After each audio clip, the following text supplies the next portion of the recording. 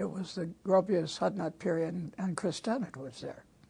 You know, the funny thing is I never took a course from Chris. It was just that we talked all the time. We were very good friends, and I learned just by being around. It was a very exciting time. Philip Johnson was there. I.M. Pei was there.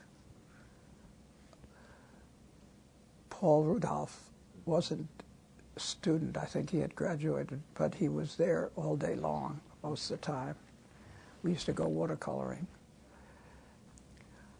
It was one of those wonderful, wonderful periods for me where for 2 years I was just flying around in the clouds, working at, but although I was theoretically in the landscape division, I spent most of my time in the architectural department. I was very influenced by Chris Dennett. I still am. He actually became quite a good friend while I was at Harvard. He was teaching there at the time, and his social ideas have always been important to me, and the fact that landscape architecture was essentially and is a social art has been very important to me all my life. So I can't overemphasize that kind of importance. I think Dennett was a remarkable guy. He later, he sort of dropped a lot of it, which I thought was a shame. But he did a beautiful, a magnificent book, Man-Made America. I really got, most of what I got was from the guys in the School of Architecture.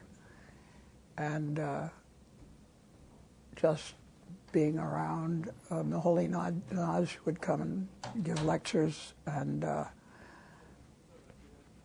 Breuer was I remember spending a whole series of things with Breuer. He took us on a field trip to New York City, and we looked at Radio City and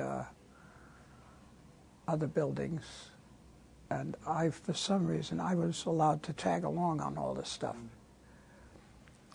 I also became president of the school, the students at Harvard, some reason or other. And as a result, I got to know Gropius pretty well as a person. A stodgy old guy, but very nice. I spent time in Breuer's house and Gropius' house.